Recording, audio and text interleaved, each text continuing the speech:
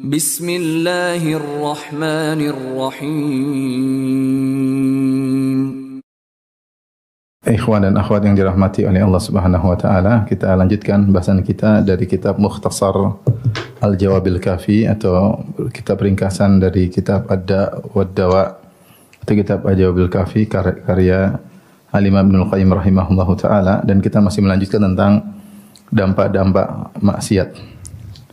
Dan Ibnu Qayyim rahimahullahu taala masih terus ya dengan pembahasan yang sangat panjang ya menjelaskan tentang dampak-dampak maksiat. Ini padahal kita baca dari kitab mukhtasar, dari kitab ringkasan. Bagaimana kalau kita baca dari kitab aslinya lebih panjang lebar lagi. Namun semoga yang ringkasan ini memberi pengaruh kepada kita untuk bertakwa kepada Allah Subhanahu wa taala. Baik, silakan dibaca. Bismillahirrahmanirrahim. Qala al-musannif rahimahullahu taala Ibnu Qayyim al-Jauzi Abu Abdullah Abdurrahman bin Abi Bakar rahimahullahu taala, ghafarallahu lahu wa liwalidayhi wa lana wa lil muslimina jami'an. Wa minha al-khasafu bil qalbi kama yukhsafu bil makani wa ma fihi fa yukhsafu bihi ila asfali safilina wa sahibuhu la yash'uru wa alamatul khasafi bihi annahu la khasfi wa alamatul khasbi bihi annahu la yazalu jawalan hawla sufliyati wal qadurati wal radaili kama anna al qalba alladhi rafa'ahu Allahu wa qarrabahu ilayhi la yazalu jawalan hawla al 'arsy. Terus. Wa minha al-bu'du 'anil birri wal khairi wal ma'ali al a'mali wal aqwali wal akhlaqi. Al-bu'du 'anil birri wal khairi wa ma'ali al a'mali wal aqwali wal akhlaqi. Qala ba'du salafi inna hadhihi al quluba jawalatun faminha ma yajulu hawla al 'arsyi wa minha ma yajulu hawla al khushi. Di antara dampak maksiat adalah al-khasfu bil qalb, yaitu terbenamnya hati atau jatuhnya hati. Al-khasf kalau bahasa Arab artinya lengser, seperti ketika Allah mengatakan khasafna bihi wa bidarihil ard, kami pun tenggelamkan Qarun dan juga rumahnya, istananya pun ditenggelamkan oleh Allah Subhanahu wa taala. Itu namanya khasf. Jadi ditenggelamkan, langsung masuk dalam tanah. Makanya ada istilah sekarang harta Qarun ya. Di Indonesia istilahnya. Waktu saya ke Mesir enggak ada istilah harta Qarun. Sampai saya ke Mesir, ke sebuah danau dikenal dengan Danau Qarun. Di situ konon Qarun ditenggelamkan di sekitar situ. Itu pun orang Mesir tidak kenal dengan istilah apa? Harta Qarun. Tapi di Indonesia terkenal harta karun kalau menemukan harta dalam tanah. Karena memang makna khasf sendiri artinya ditenggelamkan dalam tanah. Dan di antara tanda-tanda hari kiamat besar, kata Nabi sallallahu alaihi wasallam, khasfun bil maghrib wa khasfun bil masyriq wa khasfun fi jaziratil Arab. Ada 3 longsor besar, yang satu di timur, satu di barat, dan satu di jazirah Arab. Maksudnya al-khasfu bil qalbi kama yukhsafu bil makani wa ma fihi. Yaitu maksudnya qalbu ditenggelamkan atau dibinasakan, ditenggelamkan sebagaimana suatu tempat beserta isinya ditenggelamkan dalam bumi. Fayukhsafu bihi ila asfali safilin. Maka qalbu pun dijatuhkan sampai ke dalam sebawah-bawahnya. Sementara pemilik qalbu tersebut tidak sadar. Karena subhanallah, ketika dampak maksiat biasanya mengalami pelaku maksiatnya secara perlahan. Saking perlahannya pelaku maksiat tersebut tidak sadar, dia menyangka itu suatu yang alami, bukan dari dampak maksiat yang dia lakukan. Ya, dia sampai pelan-pelan sampai akhirnya misalnya tidak khusyuk salat, kemudian tidak nyaman kalau ikut pengajian misalnya. Tapi ini semua perlahan. Sampai kata Ibnu Qayyim, ini bahaya sekali, wa sahibuhu la yash'ur. Ya, sementara pemilik qalbu tersebut yang telah dibenamkan oleh Allah tersebut tidak merasakan. Wa alamatul khasfi, tapi ada tandanya sehingga kita bisa memeriksa ya bagaimana kondisi qalbu kita.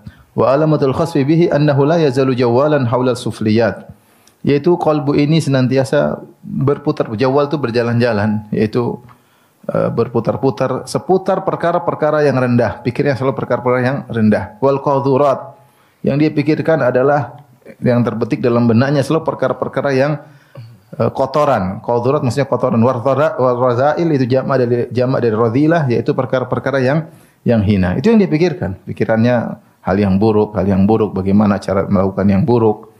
Subhanallah, begitu hinanya qalbunya sampai dijadikan yang dipikirkan adalah perkara-perkara yang rendah dan hina. Sebaliknya, kama annal qalba alladhi rafa'ahu Allah wa qarrabahu ilaihi la yazalu jawwalan haulal arsy. Sebaliknya, sebagaimana ada qalbu yang Allah angkat, ya, yang bertakwa dan Allah dekatkan qalbu tersebut kepada Allah sehingga dia senantiasa berkeliling di seputar arsy, yaitu dia selalu memikirkan tentang akhirat, tentang amal soleh, tentang hal-hal yang tinggi, ya. Oleh karenanya wa minha, di antara dampak maksiat al-bu'du anil birri wal khair, yaitu hati jauh dari kebaikan, dari albir kebajikan, wal khair kebaikan, wa ma'alil a'mal jauh dari amalan-amalan yang tinggi, wal aqwal wal akhlak jauh dari perkataan yang baik dan juga akhlak-akhlak yang tinggi dan mulia. Kenapa? Hatinya sudah kotor. Kalau sudah kotor, ya pikirannya yang kotor-kotor aja. Pikirannya maksiat, pikirannya, ya. Subhanallah. Saya sempat ada seorang yang ya, kalau sudah seorang misalnya menjabat dengan hasil yang kotor, dengan cara yang kotor, sebagian mereka subhanallah pikirannya kotor, ya. Lain dengan seorang mungkin pejabat dengan cara yang baik, hasil yang baik, itu pikirannya baik. Ada sebagian pejabat pembicaraannya ya cuma pembicaraan kotor, ya. Tentang wanita, tentang hal-hal yang buruk, ya. Dampak hatinya udah kotor. Jadi pikirannya cuma itu aja, itu ini itu, pikirannya kotor melulu. Ya. Waliyadzubillah, ya. Oleh karenanya jika seorang ya selalu banyak melakukan maksiat, maka hatinya kotor sehingga pembicaraannya berputar tentang kekotoran. Pikiran tentang kotoran melulu, ya. Tidak pernah berpikir tentang akhlak yang mulia, tentang kemuliaan, ketinggian, tergantung hati seseorang, kalbu seseorang. Maka jauhlah dia orang yang tukang maksiat dari kebajikan, kebaikan, dari akhlak yang baik, perkataan yang baik, jauh dari itu semua. Kalaupun dia berkata baik, hanyalah drama yang dia lakukan. Oleh karena sebagian salah berkata, sungguhnya kalbu-kalbu ini berjalan-jalan, yaitu melalang buana. Faminha ma yajulu haula arsy. Di antara kalbu-kalbu ada yang berputar-putar berkeliling di sekitar arsy, yaitu pikiran dia selalu pikiran yang mulia, yang tinggi, bagaimana meraih kedudukan yang mulia. Wa minha ma yajulu haulal husyi. Dan di antara mereka ada yang hatinya ya berputar haulal hush itu adalah maksudnya kembangan kita toilet, ya. Kalau bahasa kita itu tempat buang hajat. Ya pikirannya kotor melulu, Dan demikianlah seorang yang kalau hatinya udah rusak, pikirannya bagaimana melakukan kekotoran. Waliyadzubillah. Baik, selanjutnya. Wa minha mashul qalbi fa yumsahu kama tumsahu suratu fa yasirul qalbu ala qalbil hayawani alladhi shabahu fi akhlaqihi wa a'malihi wa tabi'atihi. Fa minal qulubi ma yumsahu ala qalbi khinzirin li shiddati shabahi sahibihi bihi. Wa minha ma yumsahu ala khuluqi qalbi kalbin aw himarin aw hayyatin aw aqrabin wa ghairi dhalika. Wa hadha ta'wilu Sufyan ibn Uyainah rahimahullahu fi qawlihi ta'ala wa ma min dabbatin fil ardi wala ta'irin yatiru bi janahihi illa umamun amsalukum. Wa minha makrullahi bil makiri wa mukhada'atuhu lil mukhadi'i wa istihza'uhu bil mustahzi'i wa izaghatuhu lil qalbi zaighi anil haqqi. Baik. Kemudian Ibnu Qayyim menjelaskan, ya,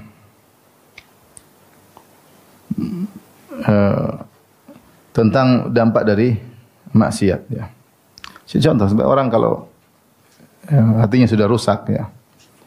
Kalau hidup dengan uang korupsi, apa yang dia bicarakan kalau ketemu temannya gimana proyek lagi agar bisa korupsi lagi. Selalu pikirannya seperti itu. Sudah bukan mendarah daging, sudah mendarah hati. Sudah benar-benar hatinya udah itu isinya. Jadi pikirannya selalu begitu-begitu. Beda dengan orang yang hatinya bersih, maka dia bagaimana tentang akhirat, apa yang harus kita lakukan, persiapan untuk meninggal dunia, itu yang dipikirkan. Ya, itu yang dipikirkan. Kalau sudah kotor lagi pikirannya, ada yang sudah bagaimana cara berzina. Pikirannya begitu, di sana tempat zina yang bagus, sana tempat prostitusi yang terbaik, di sana banyak gadis-gadis. Pikirannya itu, bicaranya begitu, kotor. Itu yang dicari, ya. Karena hatinya sudah kotor. Waliyadzubillah. Beda dengan orang yang hatinya bersih, maka hatinya yang dia pikirkan selalu tentang akhiratnya, tentang amal saleh, tentang bagaimana bisa membersihkan hati, bagaimana membantu fakir miskin. Pikirannya begitu. Maka di antara dampak dari maksiat, Allah menjadikan pelaku maksiat hatinya hanya berputar-putar di seputar kotoran, seputar toilet, ya. Itu aja pikirannya. Tapi berikutnya adalah hati maskhul qalb. Maskhul artinya perubahan. Fayumsakhu kama tumsakhus surah. Maka hati dirubah sebagaimana bentuk dirubah. Seperti di antara hukuman Allah kepada umat-umat terdahulu ada maskhun. Maskhun itu dirubah seperti orang-orang Yahudi yang dirubah jadi monyet-monyet dan babi-babi, dirubah. Bentuknya bentuk manusia dirubah menjadi babi-babi, kata Allah, kunu qiradatan khasiin. Jadilah kalian monyet-monyet yang hina, ya. Wa ja'ala minhum qiradata wal khanazir wa abada taghut. Di antara mereka ada yang Allah rubah menjadi monyet-monyet, di antara mereka ada yang Allah rubah menjadi babi-babi, ya. Itu namanya maskh, dirubah. Tetapi semua umat yang dirubah menjadi hewan tidak ada keturunannya. Ya kullu ummatin musikhat laisa laha naslun. Setiap umat yang dirubah jadi hewan maka tidak ada keturunannya. Oleh karenanya tidak boleh kita mengatakan orang-orang Yahudi sekarang keturunan monyet-monyet, enggak boleh. Tapi kita boleh bilang mereka punya saudara-saudara dulu yang pernah dirubah menjadi apa? Monyet-monyet. Oleh karenanya Aisyah radhiyallahu anha ketika orang Yahudi mendoakan kematian bagi Nabi, mereka mengatakan assam alaik, semoga kau cepat mati wahai Rasulullah. Maka Aisyah waktu itu marah dan mengatakan alaikumusam, ya, wal la'nah wal ghadab ya ikhwata al-qiradati wal khanazir. Kata Aisyah, justru kalian yang semoga mampus dan laknat Allah kepada kalian dan kemurkaan Allah kepada kalian wahai saudara-saudara babi-babi dan monyet-monyet. Aisyah tidak berkata wahai keturunan, paham? Tapi Aisyah berkata wahai saudara-saudara babi-babi dan monyet-monyet. Karena memang sudah dulu orang-orang sebelum mereka dahulu ada yang pernah dirubah jadi babi-babi dan monyet karena melakukan pelanggaran di hari Sabtu. Namun setiap umat yang dirubah tidak ada keturunannya. Ini maksud Ibnu Qayyim bahwasanya sebagaimana bentuk bisa dirubah dari manusia menjadi hewan, maka hati pun demikian, qalbu pun demikian, ya. Qalbu pun demikian. Fayasirul qalbu ala qalbil hayawan, maka jadilah qalbu itu seperti qalbunya hewan. Ya, qalbu dia berubah seperti qalbunya hewan. Alladzi syabahu fi akhlaqi wa amalihi wa tabiatihi. Yang dia perlakuan dia, perangai dia mirip dengan hewan tersebut. Dari sisi akhlak, dari sisi amal, dari sisi tabiat.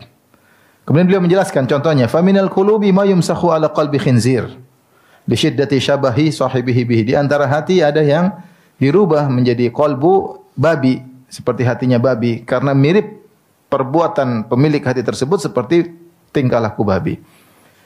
Dan ini tergantung maksiat yang dilakukan. Orang kalau melakukan maksiat yang terkait dengan fahisyah seperti zina, homoseksual dan yang terkait dengan perbuatan-perbuatan keji, maka bisa jadi qalbunya dirubah menjadi qalbu babi, ya.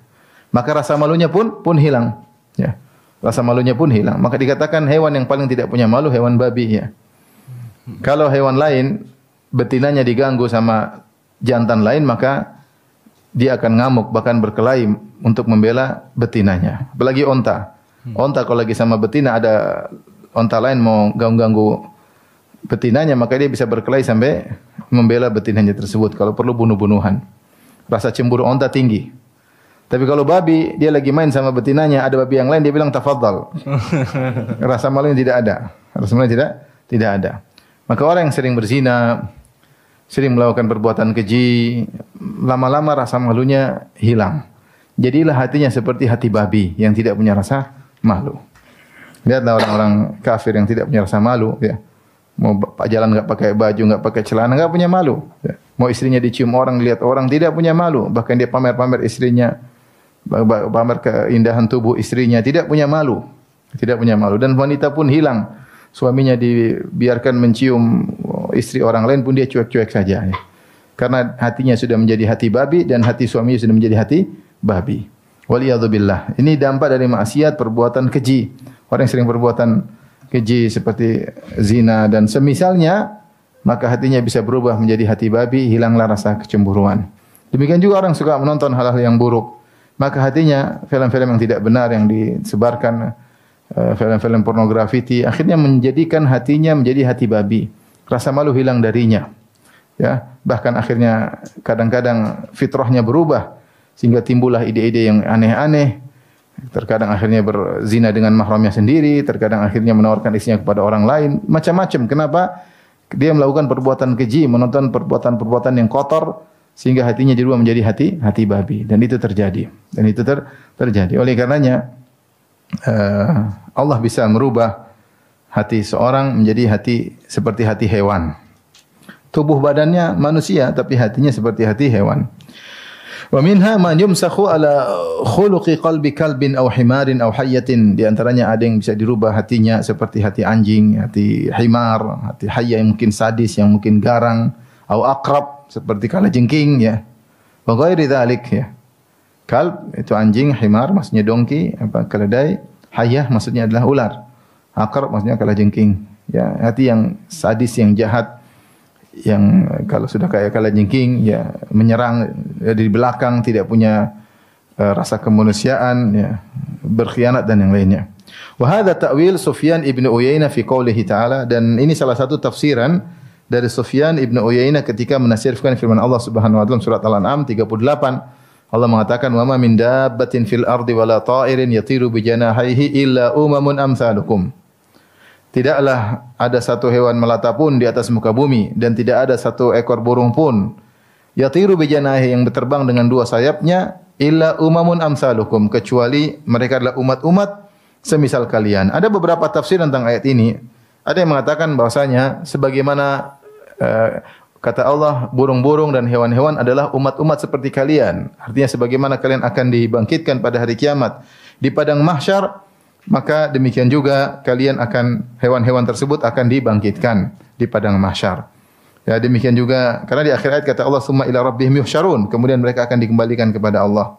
Ada yang mengatakan maksudnya umamun amsalukum, hewan-hewan adalah umat-umat seperti kalian. Maksudnya mereka juga diberi rizki, mereka juga ada ajalnya, mereka juga ada kisosnya, dan mereka ada hari kebangkitan. Ini juga di antara tafsiran ayat tersebut. Dan di antara tafsiran yang agak lain sendiri adalah tafsir dari Sufyan ibn Uyainah rahimahullahu taala. Beliau berkata, disebutkan dalam Qurtubi rahimahullah dalam tafsirnya, "Ma min sinfin minad dawabi wat tayri illa wa fin nasi syabahun minhu." Tidak ada satu jenis hewan melata atau burung kecuali di manusia, di kalangan manusia ada yang mirip dengan jenis tersebut. Faminhum man ya'dukal asad, di antara mereka, di antara manusia ada yang menyerang, sukanya menyerang seperti singa, artinya dia akhlaknya seperti singa. Wa minhum man yashruhu kal khinzir, di antaranya ada yang tamak seperti babi. Wa minhum man ya'wi kal kalb, di antaranya ada yang menggonggong, menggigit seperti anjing. Wa minhum, dan seterusnya beliau sebutkan. Fa hadhi ma'nal mumatsal, ini adalah makna semisal. Dan inilah diambil oleh Ibnu Qayyim rahimahullahu taala. Beliau mengambil tafsir dari Sufyan ibn Uyainah tentang ayat ini. Dia mengatakan bahwasanya perangai manusia ada yang seperti perangai hewan. Kenapa ada perangai manusia seperti perangai hewan? Padahal tubuhnya manusia bukan tubuh hewan, karena hatinya telah dirubah oleh Allah Subhanahu wa taala. Ya. Kita lihat manusia tidak punya peri kemanusiaan, sangar, membunuh tanpa ada rasa sama sekali. Ya, sudah jadi hati hewan. Ada enggak seperti itu? Ada. Ya. Ada. Jadi kalau baca misalnya orang-orang ateis, bagaimana satu di antara mereka membunuh sampai 80 juta orang, ya. Ngeri. Ya, orang-orang ateis seperti Hitler, anti agama, berapa juta manusia dia bunuh. Ya, dan tokoh-tokoh marxisme, ya. Ya, orang-orang Rusia jutaan, satu orang bunuh jutaan. Hatinya kemana? Hatinya kemana, ya? Sudah berubah jadi hati hewan. Hewan mana kalau membunuh ya bunuh aja, enggak ada pikiran. Ya. Kenapa bisa demikian? Ini bukan hati manusia, hatinya telah dirubah oleh Allah Subhanahu wa taala. Tentu akibat dampak-dampak maksiat sebelumnya. Orang kalau membunuh, pertama dia pasti gemetar, misalnya membunuh. Dia takut, lama-lama dia berani, lama-lama biasa, lama-lama dia lihat manusia dia bunuh, tidak peduli. Tidak mikir orang ini mungkin punya orang tua, dia mikir orang ini mungkin punya keluarga, punya anak, punya saudara, dia enggak peduli. Hatinya sudah jadi hati hewan, bengis. Bengis, tidak punya peri kemanusiaan. Sebenarnya orang yang tidak punya berperi kemanusiaan, maksudnya sudah berperi kehewanan. Bukan lagi peri kemanusiaan, peri kehewanan. Di antara dampak maksiat adalah makrullahi bil makir, itu Allah membalas orang yang berbuat makar, maka Allah makarin dia juga. Allah orang yang menipu dan Allah pun akan menipunya, ya. Yukhadi'una Allah walladzina amanu, ya, seperti orang munafik yang menipu Allah, menipu orang beriman. Allah akan wa huwa khadi'um. Innal munafiqina yukhadi'una Allah wa huwa khadi'uhum. Mereka menipu Allah, justru Allah yang menipu mereka. Kemudian Allah mengejek orang yang mengejek.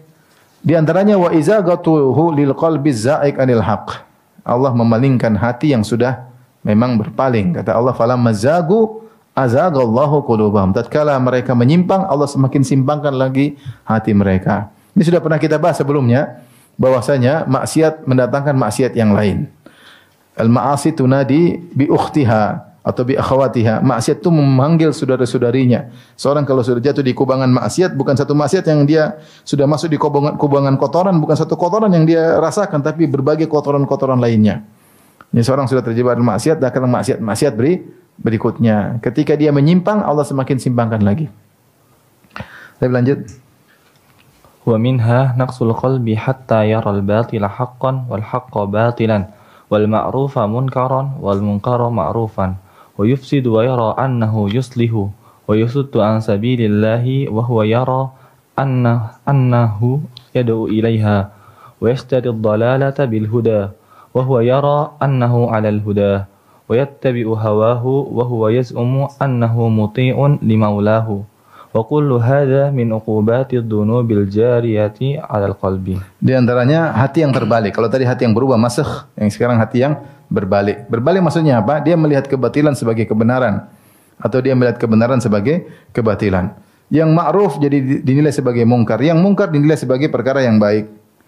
Sehingga dia merusak dan dia merasa sedang melakukan perbaikan. Dia merusak, dia merasa melakukan perbaikan. Dan dia melarang orang, mencegah orang dari berjalan kepada Allah, sementara dia merasa dia sedang menyeru di jalan Allah. Dia menjual atau membeli kesesatan dengan membayarnya dengan kebenaran. Dia bayar al-huda untuk membeli kesesatan. Dan dia menyangka, memandang dirinya di atas kebenaran. Dia mengikuti hawa nafsunya, sementara dia menyangka dia telah mengikuti Allah Subhanahu wa taala. Ini semua adalah hukuman dari dosa-dosa yang berlaku pada hati. Ini perkara yang ngeri, ya. Seorang saking rusaknya sehingga dia merasa apa yang dilakukan adalah kebaikan. Ya. Melihat orang liberal. Orang liberal dia menyangka dengan mengatakan jilbab itu tidak wajib, dia merasa melakukan kebaikan. Orang pakai jilbab justru bilang melakukan kerusakan. Justru dia hina, dia ejek. Ya, dia ejek. Subhanallah. Dibalik sama dia. Dia memandang bahwasanya mengatakan homoseksual itu halal, itu justru kebaikan bagi umat manusia. Justru inilah kita memahami Al-Quran dengan kontekstual. Justru orang yang mengatakan homoseksual itu haram, itu yang enggak benar. Membatasi kemaslahatan. Terbalik. Ini nyata, bukan bicara omong kosong, ini nyata. Nyata. Memandang bahwasanya kesyirikan suatu kebaikan, tauhid justru permasalahan.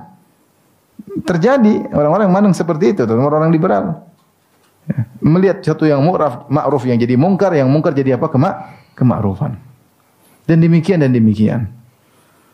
Dan dia mencegah orang dari jalan Allah dan dia merasa dia membuka jalan orang menuju jalan Allah, padahal menuju jalan syaitan. Waliyadzubillah. Biasanya ada sebab dosa sebelumnya. Biasanya karena dia mengepentingkan dunia sebelumnya. Kadang seorang pada ketika ujian pertama dia mendahulukan hawa nafsunya, mendahulukan untuk dapat dunia, akhirnya hatinya kemudian rusak. Akhirnya semua dia labrak, tidak peduli. Karena sebelumnya dia pernah menjual kebenaran untuk mendapatkan secercah dunia. Akhirnya Allah rusak hatinya. Selanjutnya dia ngomong sesukanya. Ya, selanjutnya dia ngomong sesukanya. Orang liberal awal kali dapat proyek dari luar negeri. Dari orang-orang anti-Islam. Proyek tulis yang macam-macam. Dapat proyek, dapat duit. Lama-lama sudah lepas. Ya. Ibarat orang kalau melakukan suatu keburukan, pertama gelisah. Tapi kalau sudah dilakukan, apalagi ada upahnya, akhirnya biasa-biasa saja. Akhirnya malah menjadi pengikut kebatilan. Kita lanjut. Wa minha hijabul qalbi 'anil rabbi fid dunya wal hijabul akbaru yaumal qiyamati. Kama qala Allah Ta'ala, kalla bal rana 'ala qulubihim ma kanu yaksibun. Kalla innahum an rabbihim yawma idzil la mahjubun. Famana'athumud dunubu ay yaqta'ul masafata bainahum wa baina qulubihim fayasilu ilaiha fayaraw ma yuslihuha wa yuzakkiha wa ma yufsiduha wa yushkiha Wa yusqiha. Wa yashkiha wa ay yaqta'ul masafata baina qulubihim wa baina rabbihim fatasilal qulubu ilaihi fatafuza biqurbihi wa karamatihi wa taqarra bihi aynan wa tatiba bihi nafsan bal kanatid dunubu hijaban bainahum wa baina qulubihim wa hijaban bainahum wa baina rabbihim wa khaliqihim. Tapi di antara dampak maksiat terhijabnya qalbu dari Allah Subhanahu wa taala di dunia, dia terhalangi, di dunia sudah terhalangi dari Allah Subhanahu wa taala, ingin sampai kepada Allah tapi terhalangi. Kenapa? Karena maksiat yang ada dalam hatinya. Dan yang lebih parah lagi, wal hijabul akbar, yaitu penghalangan hijab yang besar pada hari kiamat kelak. Lebih lagi parah kalau dia terhalangi dari Allah pada hari kiamat kelak. Allah berfirman, bal rana ala qulubi ma kanu yaksibun. Justru dalam hati mereka ada ran, yaitu hati mereka menjadi penuh dengan warna hitam, terliputi dengan warna hitam. Kenapa? Makanu yaksibun. Apa yang mereka lakukan itu dosa-dosa, itu yang membuat hati mereka mengalami ran. Itu hati, karena dosa-dosa yang mereka lakukan, makanu yaksibun, menjadikan kalbu mereka terbelenggu, terlilit dengan kerusakan. Kalla innahum ar-rabbim yauma idzil mahjubun. Karenanya pada hari kiamat kelak mereka akan terhijab dari Allah. Mereka tidak bisa melihat Allah Subhanahu wa taala. Kata Imam Syafi'i rahimahullah ketika mengomentari ayat ini, ketika orang-orang pelaku maksiat terhalang dari melihat Allah Subhanahu wa taala, maka tentu orang beriman akan bisa melihat Allah Subhanahu wa taala. Ketika pelaku maksiat terhijab dari Allah Subhanahu wa taala, maka orang-orang beriman hijabnya akan tersingkap untuk melihat Allah Subhanahu wa taala. Maka famana'atumudz dzunub, maka dosa-dosa yang mereka lakukan menjadikan jarak, ya, mencegah mereka an yaqta'ul masafa bainahum wa baina qulubihim, sehingga pelaku maksiat tersebut, ya, tercegah dari untuk menuju hati mereka. Jadi mereka ingin menuju kepada hati mereka, namun maksiat mencegah sehingga mereka tidak bisa qat'ul masafah. Mereka tidak bisa berjalan menuju kepada hati mereka sehingga mereka terhalangi. Ya. Demikian juga wa an yaqta'ul masafata baina qulubihim wa baina rabbihim. Demikian juga maksiat yang mereka lakukan menghalangi hati mereka untuk sampai kepada Allah Subhanahu wa taala. Jadi mereka terputus. Ini maksudnya kata Ibnu Qayyim, ini orang menuju ke hati, hati menuju ke Allah. Jalan menuju ke hati terputus, enggak bisa dicegah oleh maksiat. Hati mereka mau ketemu Allah juga dicegah oleh apa? Maksiat. Kalau dia begitu susah. Ya. Kalau hati sampai, ya,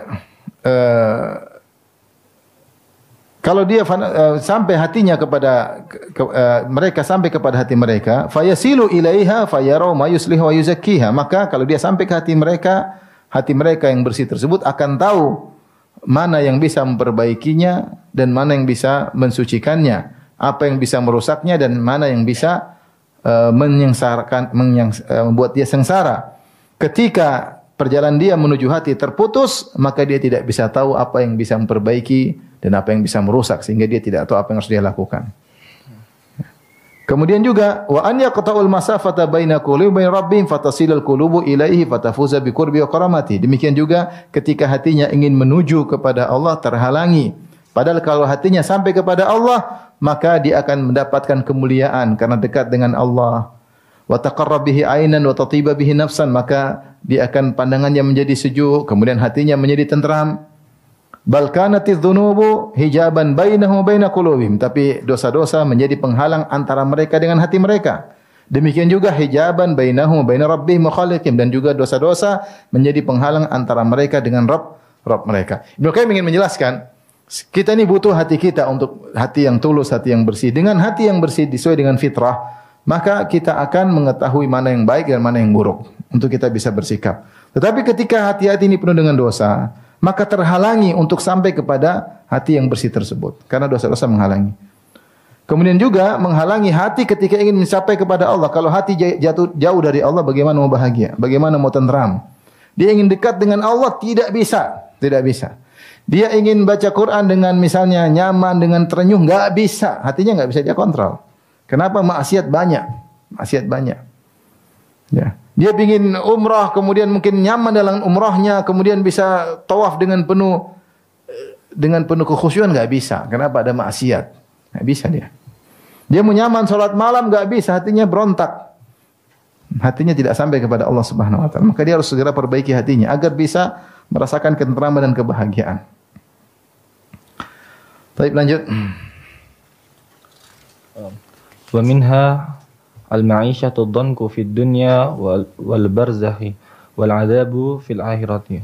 Qala ta'ala wa man a'rada an dzikri fa inna lahu ma'ishatan dhanka wa nahsyuruhu yaumal qiyamati a'ma. Wa la taqarrul 'ainu wa la yahda'ul qalbu wa la tatma'innu an-nafsu illa bi ilahiha wa ma'budiha alladhi huwa haqqun wa kullu ma'budin siwahu batilun faman qarrat 'ainuhu billahi qarrat bihi kullu 'ainin wa man lam taqarra 'ainuhu billahi taqatta'at nafsuhu 'ala ad-dunya hasaratin wallahu ta'ala innama ja'ala al-hayata at-tayyibata liman amana bihi wa 'amila shalihan kama qala ta'ala man 'amila shalihan min dzakarin aw unsa wa huwa mu'min falanuhyiyannahu hayatan thayyibah wa lanajziyannahum ajrahum bi ahsani ma kanu ya'malun. Di antara dampak maksiat adalah kehidupan yang menyengsarakan di dunia, kemudian kehidupan yang menyengsarakan di barzakh, di dunia sengsara, di barzakh sengsara, wal adabu fil akhirah, dan di akhirat mendapatkan adab. Ini dampak maksiat. Dalilnya Allah berfirman, "Wa man a'rada an dzikri", siapa yang berpaling dari peringatanku, fa inna lahu ma'isyatan dhanka, maka baginya dia akan mendapatkan kehidupan yang sempit. Adhang maksudnya sempit. Wa nahsyuruhu yaumal qiyamati a'ma, dan hari kiamat kami akan bangkitkan dia, kumpulkan dia dalam kondisi buta. Jadi di dunia dapat ma'isyatan dhanka, di dunia di alam barzakh kehidupan yang sempit, hari kiamat disiksa, di antaranya dibangkitkan dalam kondisi buta. Oleh karenanya wala taqarrul ain, mata tidak bisa menjadi bahagia dan hati tidak bisa menjadi tentram dan jiwa tidak bisa menjadi tenang kecuali dengan connecting dengan penciptanya. Penciptanya itu Allah Subhanahu wa taala. Wa ma'budiha, dan sesembahannya. Alladzi huwa haq, yang hanya dia yang berhak untuk disembah, dialah al-haq. Adapun sembahan selain Allah semuanya batil. Ya, sembahan selain Allah semuanya batil. Maka siapa yang bisa bahagia dengan mengkoneksikan hatinya kepada Allah Subhanahu wa taala, maka dia akan bahagia dalam segala hal. Orang kalau sudah bahagia karena dekat dengan Allah, maka dia akan mudah bahagia pada yang lainnya. Dia akan mudah bahagia pada yang lain. Yang penting dia bisa bahagia dengan Allah terlebih dahulu. Wa man lam taqarra 'ainuhu billah, dan siapa yang tidak bisa bahagia dengan koneksi dengan Allah karena terlalu banyak maksiat, taqatta'at nafsu 'ala dunya hasarat, maka jiwanya akan tercabik-cabik meskipun dia memiliki dunia. Ya, meskipun dia memiliki dunia, jiwanya akan tercabik-cabik dengan penuh penyesalan. Karena semua yang dia kumpulkan, semua yang dia tidak akan berdatangkan kebahagiaan. Meskipun di atas jabatan yang tinggi, meskipun di atas kemewahan yang luar biasa, meskipun dipenuhi dengan popularitas, maka kalau dia tidak bisa bahagia dengan Allah, maka dia tidak akan bahagia. Oleh karena Allah Subhanahu wa taala menjadikan kehidupan yang bahagia bagi orang yang beriman dan beramal saleh. Allah berfirman, "Man 'amila shalihan min dzakarin aw unsa." Siapa yang beramal saleh, laki-laki maupun perempuan, wa huwa mu'min, dalam kondisi beriman, yaitu dia menggabungkan amal saleh dengan beriman, falanuhyiyannahu hayatan thayyibah. Sungguh kami akan memberikan kepadanya kehidupan yang bahagia, itu di dunia. Kemudian di akhirat, wala najziyannahum ajrahum bi ahsani ma kanu ya'malun, dan kami akan balas mereka di akhirat kelak dengan ganjaran yang terbaik dari apa yang mereka lakukan. Taib. Fafazal muttaqun al-muhsinuna bina'imid dunya wal akhirati wa hasalu 'alal hayati at-tayyibati fid dharain fa inna tiban nafsi wa surural qalbi wa farahahu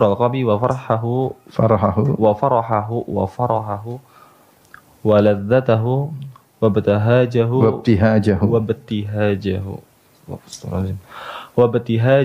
wa tuma'ninatahu wa insyirahahu wa nurahu wa sa'atahu wa afiyatahu fi tarki syahwatil muharramati wa syubuhatil fi tarki syahwati al muharramati wa syubuhatil batilati wa huwa an-na'imu 'ala al-haqiqati wa la nisbata li'aimil badani ilaihi. Faqad kana yaqulu ba'du man daqa hadhihi al-laddata law 'alima al-muluku wa abna'ul muluki ma nahnu 'alaihi lajaladuna 'alaihi bisuyufi. Wa qala al-akharu innahu la yamurru bil qalbi awqatun aqulu fiha in kana ahlul jannati fi misli hadza innahum la fi 'aishin tayyibin.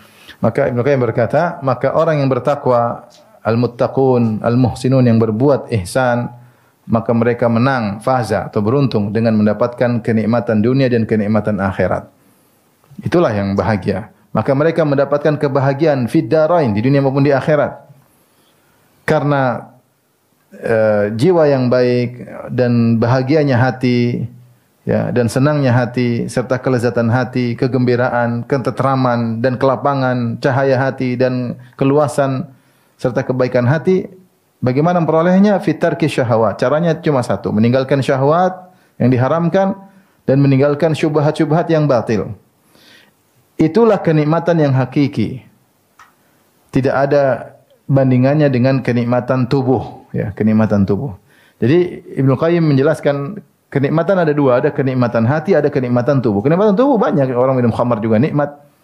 Orang berzina juga ada kenikmatan jasad dia rasakan. Orang menonton-nonton yang tidak benar ada kenikmatan mata yang dia rasakan. Tapi itu kenikmatan enggak ada bandingannya dibandingkan dengan kenikmatan hati. Kenikmatan. Betapa banyak orang merasakan kenikmatan jasad tapi hatinya hancur, banyak sekali. Banyak sekali. Banyak sekali. Dia rasa badan rasanya nikmat tapi jasad rasanya nikmat tapi hatinya hancur lebur. Kenapa? Karena dia bermaksiat kepada Allah Subhanahu wa taala. Ya, kalau kita dengar cerita aneh-aneh orang bunuh diri di puncak ketenaran. Dia bisa bunuh diri. Kenapa? Karena tidak ada kebahagiaan dirasakan. Padahal kalau bicara tentang jasad, dia di puncak ketenaran, apa saja bisa dia beli. Justru dia malah bunuh diri, ya. Kita lihat orang sudah kaya raya ternyata malah narkoba. Di puncak ketenaran, di puncak kekayaan. Tidak bahagia, dia harus narkoba, ya, sama keluarganya lah. Kenapa? Karena tidak ada kebahagiaan dia rasakan. Maka orang kalau ingin bahagia dunia maupun akhirat tidak ada cara lain kecuali dengan meninggalkan syahwat, meninggalkan syubhat. Oleh karenanya sebagian orang yang pernah merasakan kelezatan ini, kelezatan nikmat takwa kepada Allah, dia berkata, "Lau alimal muluku," seandainya raja-raja tahu tentang kenikmatan yang kami rasakan, kebahagiaan yang kami rasakan. Wa abnaul muluk, demikian juga kalau pangeran-pangeran tahu, manahnu alaihi, kebahagiaan yang kami rasakan. La jaladuna alaihi bisuyub, tentu mereka akan merampas kebahagiaan tersebut dari kami meskipun dengan menghunuskan pedang. Mereka akan berusaha rebut dari kami. Tapi mereka tidak tahu nikmat ini, mereka tidak pernah merasakan nikmat ini. Mereka hanya merasakan kenikmatan jasad dan tubuh. Adapun kebahagiaan, ketenteraman hati, kebahagiaan terikat hati dengan Allah Subhanahu wa taala, ya, ini tidak ada yang bisa merasakan kecuali orang bertakwa. Seandainya diketahui bagaimana nikmat ini luar biasa diketahui oleh para raja-raja dan pangeran-pangeran, tentu mereka akan merampas dari kami meskipun dengan pedang, menghunus pedang. Sebagian ada yang berkata lagi, innahu la yamurru bil qalbi awqatun aqulu fiha. Sungguh ada saat-saat di mana hati ini sangat-sangat bahagia, waktu-waktu di mana sangat bahagia sehingga aku berkata, in kana ahlul jannati fi mithli hadza innahum la fi 'aishin thayyib. Seandainya penghuni surga bahagia seperti ini, tentu itu sudah luar biasa. Tentu sudah luar biasa. Artinya ini sudah dia merasakan seperti sudah di surga. Dia merasa sangat bahagia. Seandainya penghuni surga bahagia seperti ini, oh, itu sudah bagus. Apalagi di surga tentu bahagia lebih lagi. Tapi saking bahagianya, makanya Ibnu Taimiyah pernah mengatakan, inna fid dunya jannatan man lam yadkhulha lam yadkhul jannatal akhirah. Di dunia itu ada surga. Siapa yang tidak bisa masuk di surga dunia tersebut, dia tidak akan merasakan surga akhirat. Seakan-akan Ibnu Taimiyah mengatakan, orang beriman pasti bahagia. Kalau dia tidak bisa bahagia di dunia, berarti dia itu tidak masuk surga, berarti dia bukan orang beriman. Seakan-akan Ibnu Taimiyah rahimahullah mengatakan orang beriman pasti bahagia. Kita lihat orang beriman pasti diuji enggak diuji. Enggak ada orang beriman tidak diuji dengan harta yang kurang, diuji mungkin dengan pasangan yang buruk, mungkin diuji dengan anak yang tidak sesuai keinginan, mungkin diuji dengan sakit pada fisik tubuh, mungkin diuji berbagai macam ujian musibah-musibah, tapi mereka bisa bahagia. Mereka bisa bahagia. Kenapa? Karena kebahagiaan itu di hati. Terkadang diuji secara fisik, tapi kalau orang beriman kepada Allah, dia pasti bahagia. Ibnu Taimiyah ketika ngomong begitu, apakah dia tidak diuji? Diuji. Dia dimusuhi oleh banyak orang, dipenjara berulang-ulang sampai meninggal di penjara. Namun dia menyebutkan dia bahagia. Namun dia bahagia, bukan tidak bahagia, dia bahagia. Bahkan dia berkata, "Madza yaf'alu a'da'i bi jannati fi qalbi." Apa yang dilakukan musuh-musuhku kepadaku? Mereka ingin bikin apa sama aku? Surgaku di hatiku. Surgaku di hatiku. Ya. Kalau dia di penjara, saya khalwat dengan Allah Subhanahu wa taala. Maka di akhir hayat Ibnu Taimiyah rahimahullahu taala, beliau menghatamkan Quran berulang-ulang. Berulang-ulang hatam Quran sampai akhirnya beliau wafat ketika membaca firman Allah Subhanahu wa taala di akhir surat innalil muttaqina fi jannati wa nahar ya fi maq'adi sidqin inda malikin muqtadir ya.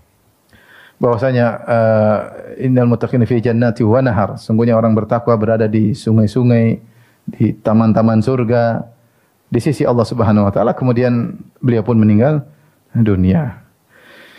Jadi ibu-ibu sekalian, kalau ada di antara ibu-ibu yang mungkin ditimpa dengan musibah, entah musibah sakit, entah musibah kekurangan duit, entah musibah suami mungkin kurang sayang, ya. Itu bukan penghalang untuk bahagia. Yang menghalangi bahagia kalau tidak dekat dengan Allah, itu aja. Di dunia ini tidak ada yang sempurna. Mau suami sayang-sayang ternyata enggak begitu sayang. Malah sayang sama istri orang kadang-kadang. Mau anak berbakti ternyata ya begitu aja bro. Tidak bisa kita paksa dia berbakti lagi lebih daripada itu. Dia juga ada ternyata imannya cuma segitu. Bagaimana? Mau kawan, kita pengin kawan sempurna, kapan kita butuh dia ada, belum tentu. Kita lagi butuh dia malah enggak ada. Jangan bilang kita enggak bahagia. Bagi urusan hati kita, kita bahagia di tangan Allah, bukan di tangan mereka. Maka beginilah kondisi kehidupan dunia. Tidak ada yang sempurna, kita tidak sempurna, sekeliling kita pun tidak sempurna. Ya, tidak ada yang bisa totalitas sama kita, enggak ada. Ya, totalitas itu omong kosong ya. Nanti juga berubah. Totalitas lama-lamanya abadi susah. Oleh karenanya kondisi manusia sekitar kita begitu-begitu. Kalau pas tidak bisa sesuai dengan kita inginkan, bukan berarti alasan kita tidak bahagia. Bahagia dekat sama Allah. Bahagia dekat sama Allah Subhanahu wa taala. Istri Firaun bahagia enggak? Bahagia. Suaminya Firaun. Ibu suaminya bukan Firaun. Masih bajing loncat, belum Firaun. Ini Asia binti Muzahim, suaminya Firaun, dia bahagia-bahagia. Kenapa? Dekat dengan Allah Subhanahu wa taala. Dekat dengan Allah. Masalahnya jangan kita salahkan sekitar kita, kita ini yang masalah. Oleh karenanya kalau ingin bahagia, dekat dengan Allah, kurangi medsos. Kurangi medsos, kurangi komentari orang, sibuk dengan urusan privasi masing-masing. Terus baca. Wala tadunna anna qawlahu ta'ala innal abrara lafi na'imin wa innal fujjara lafi jahimin mukhtassun biyaumil ma'adi faqat bal haula'i fi na'imin fi dawrihim fi durihim salasati wa haula'i fi jahimin fi durihim salasati wa ayyu laddatin wa na'imin fid dunya atyabu min birril qalbi wa salamatis sadri wa ma'rifatir rabbi ta'ala wa mahabbatihi wal amali ala muwafaqatihi.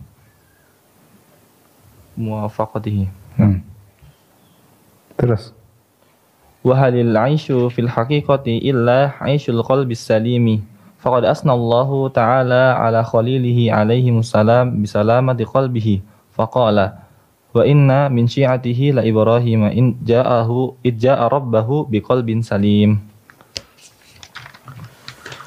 Ibnu Qayyim berkata, dan janganlah kau menyangka firman Allah dalam surat Al-Infitar, innal abrara lafi na'im, sungguhnya orang-orang yang berbaik, berbuat kebajikan, bertakwa dalam kenikmatan. Jangan disangka maksudnya Allah hanya berbicara tentang akhirat di surga doang. Tidak. Kata Ibnu Qayyim, maksudnya jangan disangka mukhtassun bi yaumil ma'ad faqat. Jangan disangka ini balasan cuma di hari kiamat saja.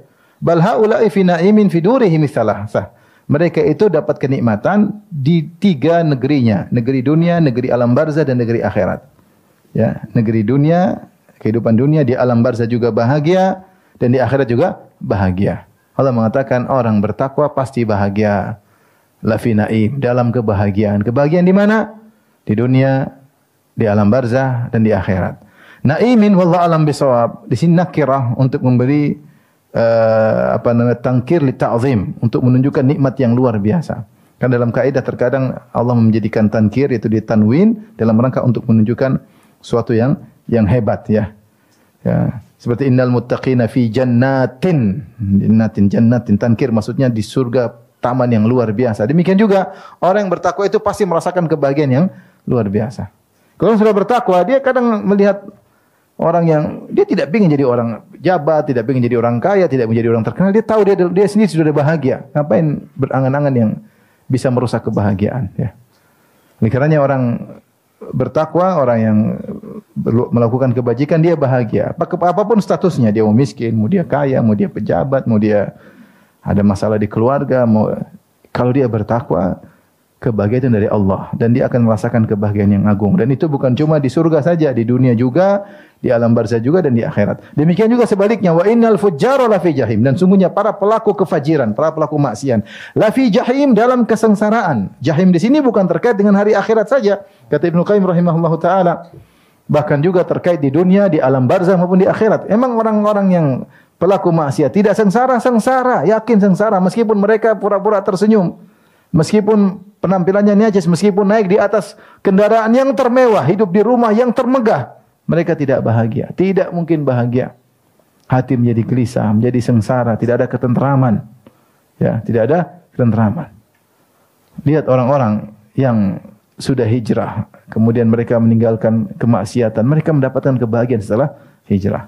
Lihat orang-orang yang masuk Islam, betapa kokohnya mereka dalam Islam karena mereka merasakan kebahagiaan meskipun konsekuensinya mereka harus meninggalkan banyak hal. Kenapa mereka? Karena mereka dapat kebahagiaan. Kebahagiaan. Semakin kuat Islam seorang, keyakinan seorang, maka semakin bahagia. Wa ayu ladzatin wa na'imin fid dunya atyaw min birril qalbi. Dan kelezatan apa yang lebih indah daripada hati yang baik dan dada yang lapang dan mengenal Allah dan mencintai Allah Subhanahu wa taala dan beramal sesuai dengan apa yang dikehendaki oleh Allah Subhanahu wa taala. Maka seorang berusaha beramal saleh agar bisa mencintai Allah Subhanahu wa taala, karena disitulah kebahagiaan. Wa halil aisyu fil haqiqati ila aisyil qalbi salim. Bukankah kehidupan yang sungguhnya, kebahagiaan sungguhnya adalah kehidupan dari qalbu yang bersih, yang selamat? Allah Subhanahu wa taala memuji kekasihnya yaitu Ibrahim alaihissalam karena memiliki hati yang selamat. Allah berfirman, wa inna min syi'atihi, sungguhnya di antara pengikut Nabi Nuh alaihissalam la Ibrahim, adalah Nabi Ibrahim alaihissalam. Idz jaa'a rabbahu biqalbin salim, ketika Ibrahim alaihissalam bertemu dengan Rabbnya dengan hati yang selamat. Terus lanjutkan. Wala tatimmu lahu salamatuhu mutlaqan hatta yaslama min khamsati asya'a. Min syirkin yunakidu tauhida wa bid'atin tukhalifu sunnata wa syahwatin tukhalifu al-amra wa ghaflatin tunakidu dzikra wa hawan yunakidu tajrida wal ikhlasa.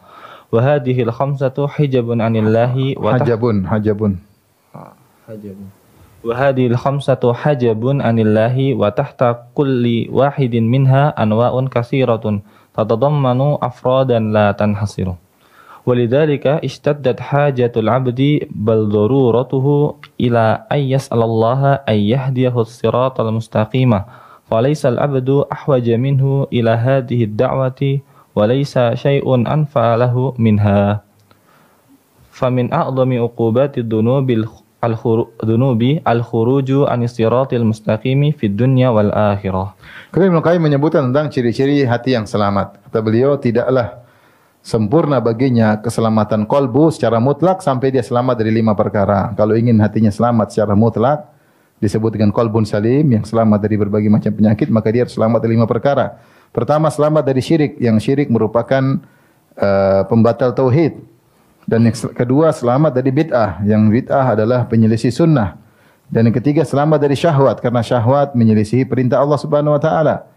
Yang keempat, selamat dari ghaflah, kelalaian yang membuat orang tidak berzikir kepada Allah Subhanahu wa taala. Yang kelima, selamat dari hawa nafsu yang bisa menghilangkan kemurnian dan keikhlasan hati kepada Allah Subhanahu wa taala, ada hawa nafsu. Sehingga tidak ikhlas karena ada hawa nafsu. Ini 5 perkara merupakan penghalang dari Allah Subhanahu wa taala. Syirik, bid'ah, syahwat, ghaflah, hawa nafsu. 5 perkara. Dan setiap di bawah masing-masing perkara ini ada macam-macam modelnya. Syirik berbagai macam modelnya, bid'ah berbagai macam-macamnya, syahwat dengan berbagai macam modelnya, ghaflah dengan berbagai macam modelnya, dan hawa nafsu dengan berbagai macam modelnya. Tatadammanu afradan wa la tanhasir. Setiap bagian mengandung berbagai macam model yang tidak ada batasannya, sangat banyak. Oleh karenanya, kalau kita tahu bahwasanya 5 perkara ini dengan cabang-cabangnya sangat banyak. Susah kita mau selamat dari ini semua. Syirik dengan berbagai macam modelnya belum selamat. Mau selamat dari riya tidak mudah. Mau selamat dari ujub juga tidak mudah. Mau selamat dari bertawakal kepada selain Allah tidak mudah. Betapa sering tawakal sama orang, tawakal sama pengikut, tawakal sama follower, tawakal sama dokter, tawakal sama bos. Sudah tidak gampang. Ini saja sudah cukup buat kita kalau kita berdoa ihdinas siratal mustaqim, doa dengan serius, ya Allah, tunjukkanlah aku jalan yang lurus. Tidak mudah selamat dari riya, tidak mudah selamat dari ujub, tidak mudah selamat dari bertawakal kepada selain Allah. Kemudian yang kedua, bid'ah dengan berbagai macam modelnya. Syahwat pandangan, syahwat pendengaran, syahwat perut, syahwat kemaluan, banyak modelnya. Tidak mudah untuk selamat. Hanya Allah yang bisa selamatkan. Iman kita enggak kuat untuk bisa selamat dari itu semua. Wa ghaflah, apalagi lalai yang menghilangkan zikir. Banyak tontonan kita lihat di YouTube, di medsos, membuat kita lupa untuk berzikir kepada Allah, lupa baca Quran, lupa zikir pagi petang, lupa bertasbih, lupa bertahlil, bertakbir, habis waktu, ghaflah. Mungkin tidak maksiat yang kita lihat. Kita mencari kesenangan dengan lupa kepada Allah. Mencari kesenangan dengan lupa zikir kepada Allah Subhanahu wa taala. Kemudian hawa nafsu, banyak sekali. Hawa nafsu mengakibatkan kita kurang ikhlas. Hawa nafsu. Dakwah saja belum tentu ikhlas. Dakwah kitab dan sunnah, tapi ingin agar orang hormat sama kita. Agar kita perkataannya nomor 1. Tidak boleh nomor 2-kan. Maunya kita yang dikedepankan, hawa nafsu. Hawa nafsu bahwasanya kita jadi panitia kita yang harus maju depan, yang paling depan, tidak boleh belakang. Hawa nafsu sehingga mengurangi keikhlasan. Tidak banyak hawa nafsu. Kalau kita ngomong berbagai macam, bagaimana cara selamat? Gak mungkin selamat. Makanya Ibnu Qayyim mengatakan, walidzalik ishtaddat hajatul abdi. Kalau begitu sangat keras kebutuhan seorang hamba, bahkan darurat, sangat darurat. Kondisi mendesak untuk dia memohon kepada Allah agar Allah menunjukkan kepada dia siratal mustaqim. Falaisal abdu ahwaja minhu ila hadhihi da'wah. Tidak ada yang lebih dibutuhkan oleh seorang hamba seperti doa ini, doa yang serius. Walaisa syai'un anfa'alahu minha, dan tidak ada yang lebih bermanfaat daripada doa si ihdinas siratal mustaqim. Maka seorang ketika membaca Al-Fatihah, ketika dia baca ayat ini, ihdinas siratal mustaqim, serius. Sungguhnya di hadapan dia berbagai macam cobaan yang siap membuat dia terlepas dari jalan yang lurus, membuat dia keluar dari jalan yang lurus. Famin a'zami uqubati dzunubi, dan di antara hukuman yang paling berat daripada dosa-dosa adalah al-khuruj an siratal mustaqim, keluar dari jalan yang lurus di dunia apalagi di akhirat. Demikian yang bisa sampaikan, insyaallah kita lanjutkan pada bab berikutnya tentang macam-macam dosa. Dampak-dampak maksiat sudah selesai. Ini pertemuan terakhir tentang dampak-dampak apa? Maksiat. Selanjutnya Ibnu Qayyim ingin menjelaskan tentang model-model maksiat agar kita jauhi, agar kita tidak terkena dampak-dampak yang sudah kita sebutkan dalam banyak majelis tersebut. Wallahu taala alam bisawab. Demikian saja kajian kita. Kita lanjutkan insyaallah pertemuan berikutnya. Subhanakallah bihamdik asyhadu alla ilaha illa anta astaghfiruka wa atubu ilaik. Assalamualaikum warahmatullahi wabarakatuh.